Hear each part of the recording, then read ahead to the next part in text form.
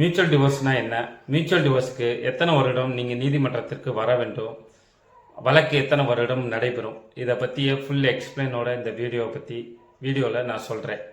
வணக்கம், நான் உங்கள் வழக்கறிஞர் டேனியலியோ.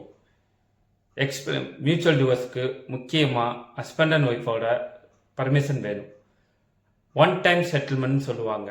அதாவது ஒய்ஃபுக்கு ஹஸ்பண்ட் ஒரே டைம் செட்டில்மெண்ட் ஏதாவது ஒரு அமௌண்ட்டோ ஜுவல்ஸு ப்ராப்பர்ட்டி ஏதோ கொடுத்து முடிச்சதுக்கப்புறம் மியூச்சுவல் டிவோர்ஸ் பெட்டிஷன் ரெடி பண்ணுவாங்க. மியூச்சுவல் டிவோர்ஸை ரெண்டு பேருமே அன்றைக்கி ஃபஸ்ட்டு ஹியரிங்க்கு கோர்ட்டுக்கு வரணும். அன்றைக்கி கோர்ட்டில் பெட்டிஷன் ஃபைல் பண்ண அன்றைக்கி ஜட்ஜு முன்னாடி உங்கள் ரெண்டு பேரையும் நிப்பாட்டுவாங்க.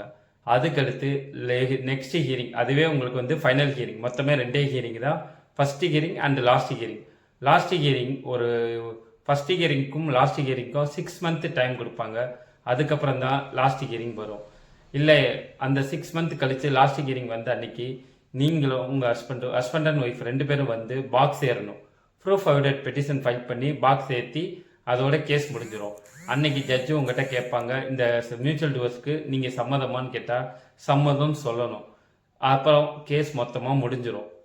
எனக்கு இப்போ மியூச்சுவல் டிவோர்ஸில் ஃபஸ்ட்டு ஹியரிங்கும் லாஸ்ட் ஹியரிங்க்கும் 6 months டைம் கொடுக்கறது ஏன்னா அது கோர்ட்டோட நார்ம்ஸ், அதுதான் லா ப்ரொசீஜர்.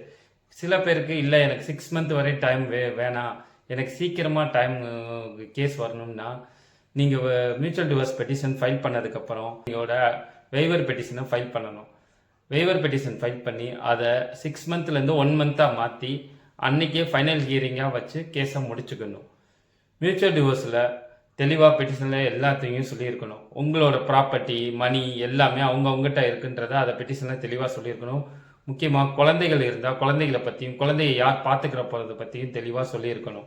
மியூச்சுவல் டிவோர்ஸ் ஃபைல் பண்ணதுக்கு கேஸ் முடிஞ்சதுக்கப்புறம் மியூச்சுவல் டிவோர்ஸ் கேஸ் முடிஞ்சதுக்கப்புறம் யாரும் யார் மேலேயும் ஃபேமிலி மேட்டர்ஸாக எந்த ஒரு வழங்க முடியாது.